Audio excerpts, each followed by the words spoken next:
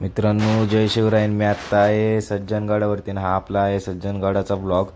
हा आहे सज्जनगडचा पायथा, जिथं आपण गाडी वगैरे पार्क करून जाऊ शकतो ना. आपल्याला लगेच लागतो तो पायरी मार्ग. याच पायरी मार्गाने आपल्याला वर जायचं आहे सज्जनगडावरती. आणि जाता पायऱ्यांमध्ये मित्रांनो, जे रामस्थापित 11 मारुती आहेत ते सर्व मारुती दिसतात. हा आहे शहापूरचा मारुती. आणि इथून पुढं आलो आपण की लगेच बघा दिसतो दुसरा मसूरचा मारुती. आणि इथूनच आपल्याला जायचं पुढं. सगळ्या पायऱ्यांमध्ये हे मारुती आहेत आणि मस्त आहे हा सज्जनगड. बारका आहे पण बघण्यासारखं खूप आहे. सगळे मारुती असे वाटेतच आहेत. आपण जाऊया आता पाय वाटेने पुढे पायरी मार्गाने.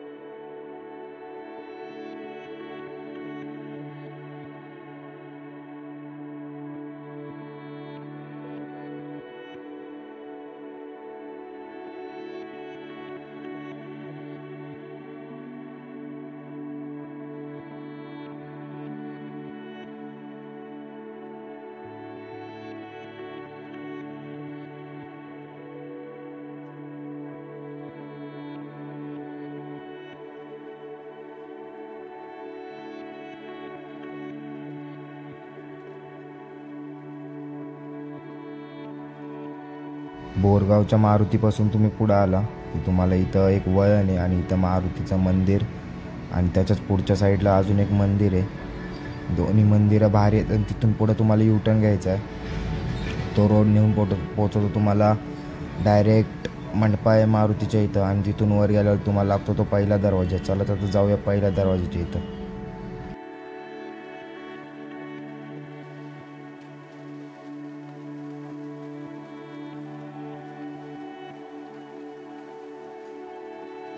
ह्याच पायरी मार्गाने तुम्ही वर आला की तुम्हाला लागतं इथं शिराळे मारुती. आणि त्या शिराळे मारुतीच्या समोरच बघायला गेला तर तुम्हाला लागतो तो पहिला दरवाजा, श्री छत्रपती शिवाजी महाराज प्रवेशद्वार म्हणून. आणि त्या प्रवेशद्वारातून आपण आत आलो की लागतात परत पायऱ्या. आणि वर आल्यावरती दिसतो तो श्री समर्थ प्रवेशद्वार. दुसरा प्रवेशद्वार आहे मित्रांनो हा गडाचा. आता जाऊया ह्या गडाच्या प्रवेशद्वारातून आत. गडाच्या प्रवेशद्वारातून तुम्ही आत आला की दोन्ही साईडला तुम्हाला जागा बघायला भेटते बरीच मोठी.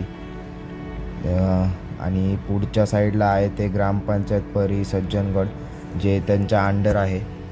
आणि इथं तो लेख लिहिला आहे जो शिवाजी महाराजांनी, जो अजून कुणाला वाचता पण नाही आला. त्याचा अर्थ दिला आहे, मी तुम्हाला नंतर दाखवेलच. तुम्ही तिथून पुढं आला की तुम्हाला दिसू लागतं हे बाजार आहे वरती. म्हणजे बरीच अशी दुकान आहेत.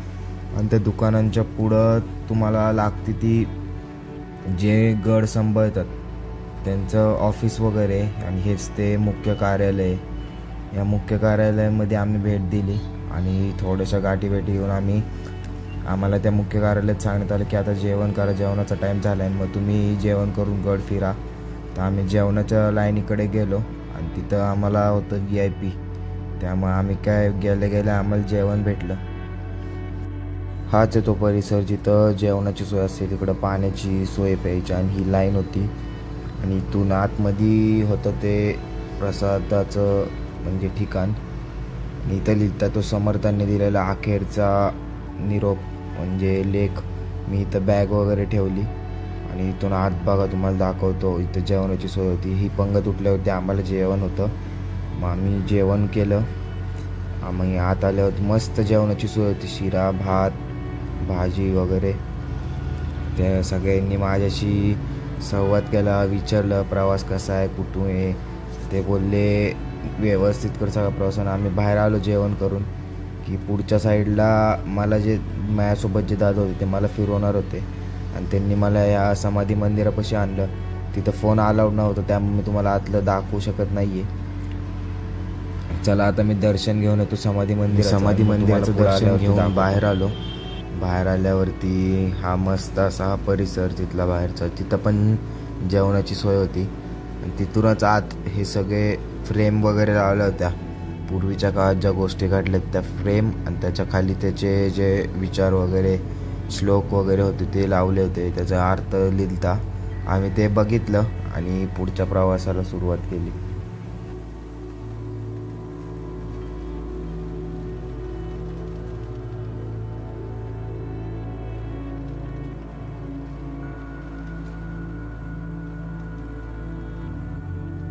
त्या मंदिराच्या बॅक साईडने आपण पुढं आलो की येऊन पोहोचतो गडाच्या बॅक साईडला, जिथून मागची गावं आणि हे धरण दिसू लागतं.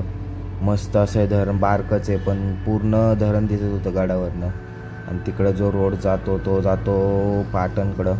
आपण तिकडं गेलो त्या साईडून की इथं आल्यावरती परत हे ढाब्याचा मारुती म्हणून आहे राम स्थापित. इथं आल्यावरती ढाब्याच्या मारुतीचं दर्शन घेतलं आणि दर्शन घेऊन पुढच्या प्रवासाला सुरुवात करूया म्हणलं. गेलो तर पुढं काय होतं, रोपवेचं काम वगैरे चालू होतं, ते दादा मला दाखवणार होते. आणि मी तुम्हाला मगाशी सांगितलंच की रोपवेचं काम आहे. इथं रोपवेचं काम चालू होतं आणि तिथंच हे मंदिर आहे. मंदिर पण मस्त होतं. तिथं मंदिरात बघायला गेलं तर तुम्ही जिथं रामदास स्वामी बसायचे ते ठिकाण पण होतं. आणि हे मंदिर खूप म्हणजे गारवा होतं. तिथं लक्ष्मीचं मंदिर होतं. मस्त मंदिर वगैरे दर्शन वगैरे घेतलं. आणि इथं तुम्हाला दाखवतो ती रामदास स्वामींची बसायची जागा बघा. ती कोपऱ्यात जे दिसतोय कडप्पा वगैरे, तिथं रामदास स्वामी बसायचे असं तिथं लिहिण्यात आलंय. तिथं कोणी बसू शकत नाही असं पण तिथं लिहिलंय. कोणी बसू नये, श्री रामदासांची बसण्याची जागा. बाहेर आलो मंदिरातून की दिसला आपल्याला मोठा असा उपे, भरपूर असे उपे होते. शेवटी मारुती राय. मस्त असं उप्यांचं दर्शन वगैरे घेतलं आणि मग मी आपला गड बघून झालता पूर्ण. आणि गडाच्या त्या मंदिराच्या बॅक साईडला आलो की तर तुम्हाला अख्ख्या गडावरती एकच अवशेष बघायला भेटतील. पूर्ण वाडा होता पूर्वीच्या काळात. आणि इथं आपला गड बघून संपतो आणि पुढं परत लागतो. तो परत आपण जो पायरी मार्गाने वर आलतो प्रवेशद्वार, तिथं येऊन पोचतो आपण. एवढाच होता आजचा सज्जनगडाच्या ब्लॉगमधला प्रसंग. कसा वाटला नक्की सांगा. जय शिवराय. भेटूया नक्कीच पुढच्या ब्लॉगमध्ये.